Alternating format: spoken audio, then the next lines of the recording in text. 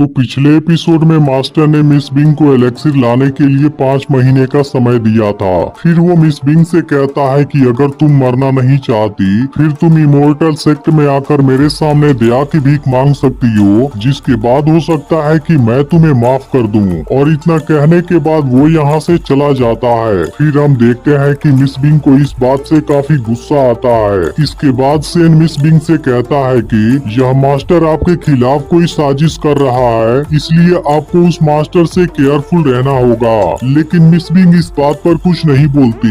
यह देखते ही टैन्यू कहने लगता है कि उसने मेरे स्टूडेंट को छू दिया, उसके पास इतनी हिम्मत हो गई। तभी टैन्यू को याद आता है कि मास्टर सोल रिकवरिंग पिल को बनाने वाला है। फिर टैन्यू डिसाइड करता है कि वो मास्टर को इस काम में सफल नहीं होने देगा। इसके बाद वो मिस बिंग से कहता है अगर कोई काम नहीं है फिर क्या मैं अपना ट्रेनिंग प्रैक्टिस करने जा सकता हूँ। जिसके बाद मिस बिंग इसे यहाँ से जाने का परमिशन दे देती है। इसके बाद टैन्यू अपना स्पीड बोट ले लेता है और फिर यहाँ से निकल जाता है। इसके बाद मिस बिंग सोचने लगती है कि अगर मैं मास्टर के बताए हुए तरीके से भी पिल को बनाना शुरू करूँ फिर भी मुझे 30% यकीन है कि मैं इसमें कामयाब हो पाऊंगी। लेकिन फिर वो अनुमान लगाती है कि इन 5 महीनों में वो अपने टैलेंट को और भी बढ़ा सकती है, जिसके बाद इसके सक्सेस का चांस और भी बढ़ जाएगा। इसके बाद वो तुरंत ही सेन को कैंगलिंग माउंटेन में जाने के लिए कहती है, जहाँ से उसे dragon ice herb, soul hard fruit, इसके अलावा रेड फ्लेम लूसीडम और सोल डेरेविंग हर्ब लाना है, क्योंकि अब मिस बिंग इसे बनाना शुरू करना चाहती है।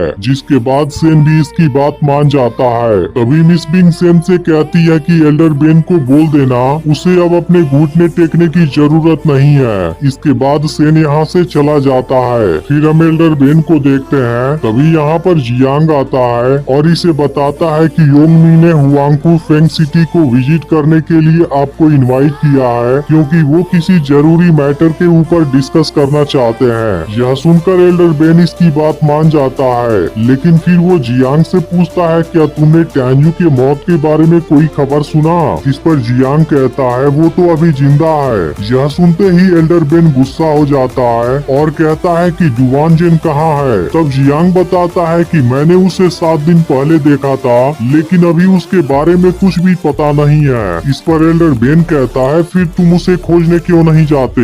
जिसके बाद जियांग इसकी बात मान जाता है और फिर डुवान जेन को खोजने निकल जाता है। इसके बाद हम यूरोंग को देखते हैं, जो काफी गुस्से में थी और कह रही थी टेंटाई जोंग तुम्हें किस बात पर घमंड है। फिर कहती है कि भले ही टेंटाई फैमिली नंबर 1 पर पहुंच गई हो, लेकिन मेरे म्यूरोंग फैमिली से पंगा लेना इतना आसान नहीं है। तभी यहाँ पर इसकी स्टूडेंट गोंगसुन आ जाती है और कहती है कि मेरे पास आपके लिए एक जरूरी न्यूज है। जिसके बाद म्यूरोंग इसे अंदर आने के लिए बोल देती है। इसके बाद गोंगसुन इसके पास आती है और म्यूरोंग गोंगसुन से यहाँ आने की वजह पूछती है। फिर गोंगसुन बताती है कि हम जिस स्टूडेंट को खोज रहे थे वो हमें मिल गया है। यह सुनकर म्यूरोंग भी इस बारे में जानना चाहती है। तब गोंगसुन बताती है कि वो जरूर ही पिल फैक्शन का स्टूडेंट होगा।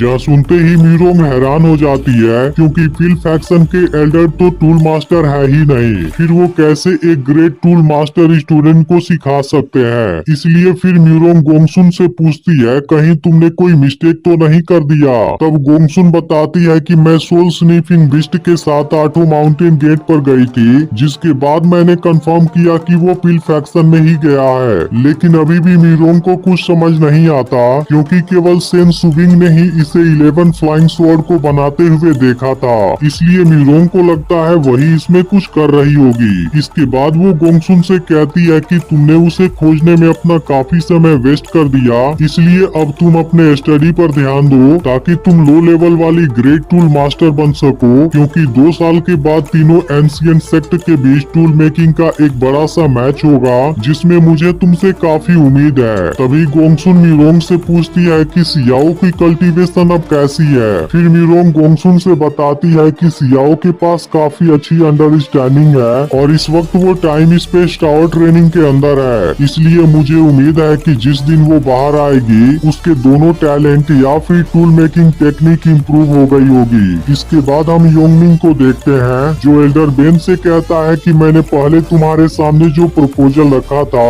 उसके बारे में तुम्हारा क्या विचार है। इस पर एल्डर बेन योंगमिंग से कहता है कि टैन्यू को मैं और तुम दोनों मारना चाहते हैं, इसलिए मुझे उम्मीद है कि उसकी मौत के बाद तुम अपना वादा पूरा करोगे। तब योंगमिंग कहता है कि बिल्कुल, टैन्यू की मौत के बाद लोअर सुप्रीम का लाइटनिंग एट्रीब्यूट वाला टूल फ्लाइंग स्वॉर्ड मैं तुम्हें दे दूंगा।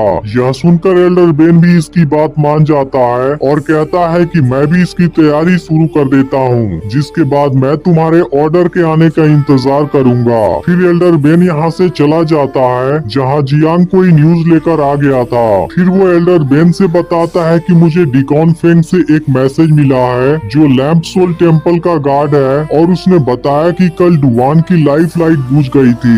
यह सुनकर एल्डर बेन को यकीन नहीं होता कि उसकी मौत हो चुकी है, लेकिन अब एल्डर बेन को लगता है कि डुवान को सेन ने मारा है, और फिर वो सोचने लगता है कि उसने चीफ को भी इस बारे में बता दिया होगा।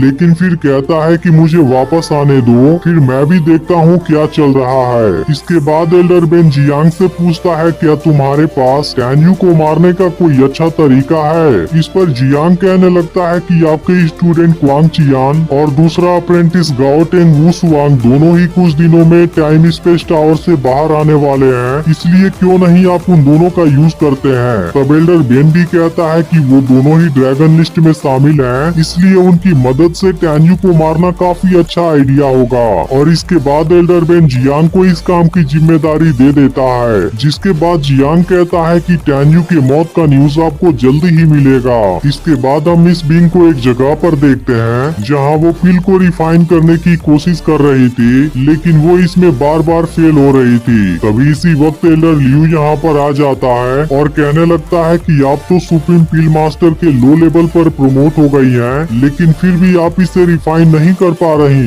यह तो कोई नॉर्मल बात नहीं लगती।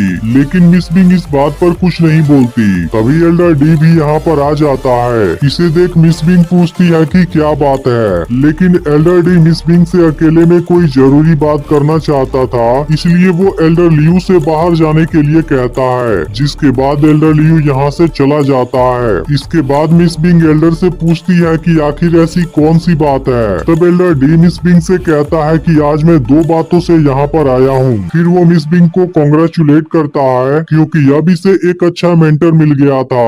यह सुनकर मिस बिंग जान जाती है कि इसके मास्टर ने ही इसे इस बारे में बताया होगा, इसलिए वो एल्डर डी से पूछती है कि मैं उनको कैसे खोज सकती हूँ। तब एल्डर डी इसे दूसरी बात बताता है और कहता है कि तुम्हारे मास्टर और मैं अब एक साथ लंबे समय तक काम करने वाले हैं, इसलिए तुम्हारे मास्टर ने कहा है कि अगर तुम उनको खोजना चाहती हो, फिर तुम्हें कैंगलिंग माउंटेन के समिट में एक बैनर उठाना होगा, जिसके बाद वो तुम्हें देख लेंगे और फिर हुआंगफू सेंसिंग में चले जाएंगे। इसके बाद एल्डर कहने लगता है कि मैं तुम्हें इस बारे में इन्फॉर्म करने आया था, लेकिन मैं भी जानना चाहता हूँ कि तुम्हारे मास्टर कौन है। लेकिन मिस बिंग तो इस बारे में भी कुछ भी नहीं जानती थी।